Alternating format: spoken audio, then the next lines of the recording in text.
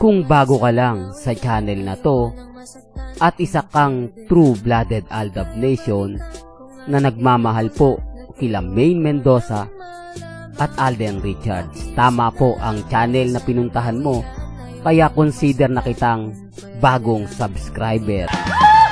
Mendoza! Gusto ko po magpasalamat sa lahat po na bumubuo ng TVG Productions. Bossing Mas Joey Pitasan, Itbulaga, maraming salamat po sa parangal na hindi ko po nakuha ngayong araw. Some moments feel like... Alam niyo po, isi-share ko lang po sa inyo na nakita niyo po yung eksena, pagka-cut po ni Direk, alam kong ako na to. I stole the scene. Eksena ko to. Pasensya na po, Tita Helen and Kuya Pao, pero ako po yung nagdala ng eksena. Welcome back mga Aldab. Ito na naman po ang inyong lingkod, si Mr. Destiny. At syempre, panibagong video, panibagong update na naman po tayo. O ayan na, wala na pong masasabi sa atin ang mga main fanatics.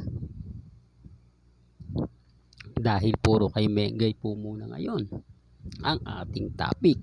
At syempre, sa Aldab Nation pa rin po mga Aldab. Hindi naman po pwedeng mawala basta-basta yan.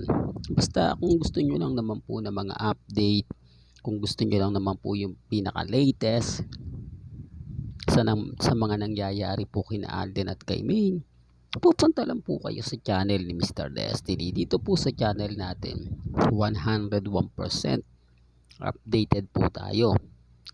Minsan nga po, sa pagiging updated natin, nababash po tayo. Sinasabihan tayo ng fake news. Pero sa bandang huli, tama naman po yung mga sinasabi natin. Tama naman po yung mga pinapaliwanag natin. Hindi po ba? The real talk yan. Alam ko kung true-blooded Aldab Nation ka at lagi ka nakatutok sa akin. Alam mo yung sinasabi ko. Alam mo yung pinupunto natin. Hindi po ba? Real talk mga ka-Aldab. Marami pong kwento ang lumalabas ngayon sa social media kung totoo nga po ba. Nalilipat nga po si Mengay o ang Itbulaga sa GMA Kapuso. Marami kasing post na lilipat na nga po raw ang TVJ sa GMA Kapuso. Ito lang po yung masasabi natin dyan mga Aldab. Labas po ang Aldab dyan. Huwag nyo sabihin na kumbaga huwag nyong i-post na kami ang nagpapakalat niyan. Huwag nyong ipilit na gawa-gawa lang ng Aldab Nation yan. Una sa lahat, hindi ko nga po yan pinapansin eh. Di po ba? Kumbaga hinahayaan na lang natin yung mga bagay na ganyan. Real talk mga ka-Aldab. Kasi nga po, wala kasi bagsak na bagsak ang ratings ng Itbulaga. Malamang karamihan nga po dito ang mga nagpupush itong mga Armin at mga main fanatics. Bakit ko nasabi to mga ka-Aldab? Kasi nga po, wala daw po kasing project ang TVJ o hindi nga po nakakakuha ng spotlight. Ang ibig kong sabihin mga ka-Aldab na magkakaroon ng sitcom ang TVJ. Ang ibig kong sabihin o ang pino-point out natin dito mga ka-Aldab, waving back sa GMA Network, hindi po ba nagkakaroon ng project si Bossing Vic Soto? Gaya nga po ng Daddy Do. Tapos kung ano-ano pa, Happy Pill. At ang pinakahuli nga po ning palabas yung Daddy's Girls ni Mengay. Bakit nga po ba hindi siya yung ibig sabihin mga ka-Aldab, bakit nga po ba hindi ibinibigyan ng project ng TV5 si Bossing? O hindi man lang sila gumagawa ng segment na alam naman po natin at hindi naman pwedeng sabihin na ayaw to ni Bossing Vic Soto. Halos sa lahat po ng mga palabas niya gusto niya na magkaroon ng sitcom. Pansin nyo, dati nga po di po ba nasa TV5 na nasa GMA po si Bossing Vic Soto, pero may show siya sa TV5. Naalala nyo yun mga ka-Aldab, na nagselos naman po itong GMA at binigyan ng project si Bossing Big Soto. Natatandaan nyo yan mga kaaldab. De, para lang po malinaw para lang klaro. Kasi nga po marami nagtatanong sa atin kung ano nga po bang istorya, kung bakit parang marami nagpupush sa mga website na ganun nga, na ililipat nga po. Para kasing kung titignan nyo parang walang paki si Manny Pangilinan. Parang sinasabi niya hindi, hanggang dyan lang kayo. Hindi kita po pwedeng bigyan ng project, hindi kita pwedeng bigyan ng ganito. Samantalang po kulang na kulang po. Hindi, real talk to kulang na kulang po ang TV5 sa mga palabas. Although sabihin ng iba na hindi ganito ganyan, para lang po sa akin, para lang po klaro. Po ba, alam nyo naman po na isa sa talagang nami-miss kay Bossing yung mapanood siya sa isang sitcom. Akala ko nga po magtutuloy-tuloy na, hindi po ba? Pumutok na nga po dati yung sitcom ni Mengay. Tapos yung kay Bossing namana-mana. Pero biglang nawala. O baka sabihin niya fake news ako ipinost yan ng TV5 mismo. Pero yung post na yon, isa lang po yung pinalabas. Yung kay Miles. Yung kay Mengay na pinakita. At kay Sanjo. Hindi pinagbigyan ng TV5. Hindi ko alam mga kaaldab, nagkaroon na nga po ng press con yan bakit? Parang may mali. Siguro mga kaaldab, sa mga di po ba?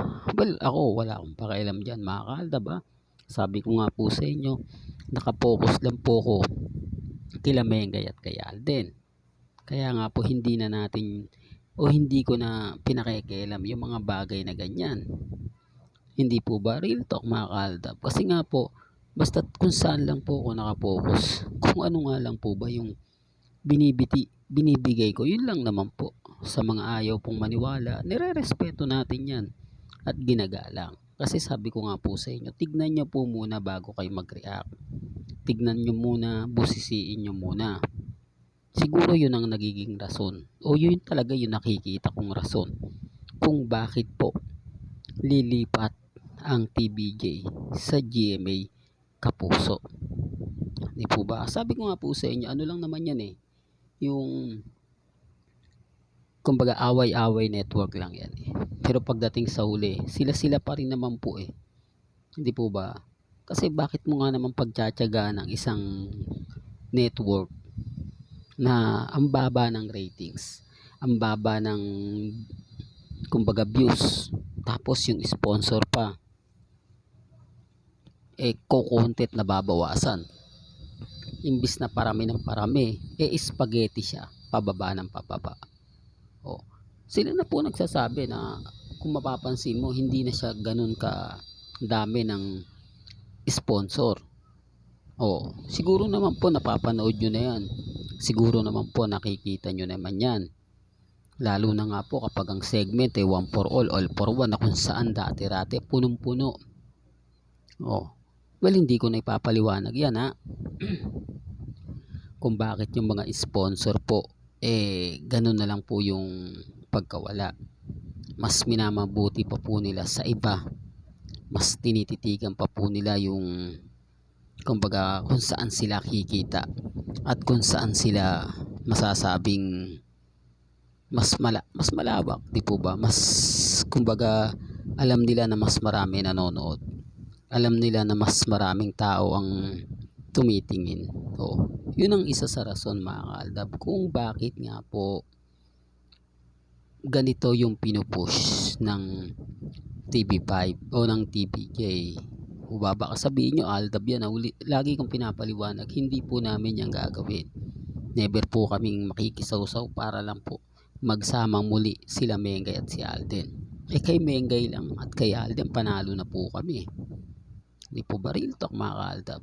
Kaya nga sabi ko sa inyo, kinaklaro ko lang po. Nakapokus lang po ko kila Mengay at kay Alden. Kaya ako lang naman po ina-update to dahil marami nga pong nagtatanong. Di po ba? Real talk mga kaaldab. Well, hanggang dito na lang po ating latest updates. Kaya kung gusto nyo pa po ng pinaka-latest at sariwang update, abay tumutok lang po kayo dito po sa channel ni Mr. Destiny para updated kayo sa mga bago at sa mga latest na i-upload po natin maya maya lang. Hanggang sa muli, salamat po sa panonood at pakikinig.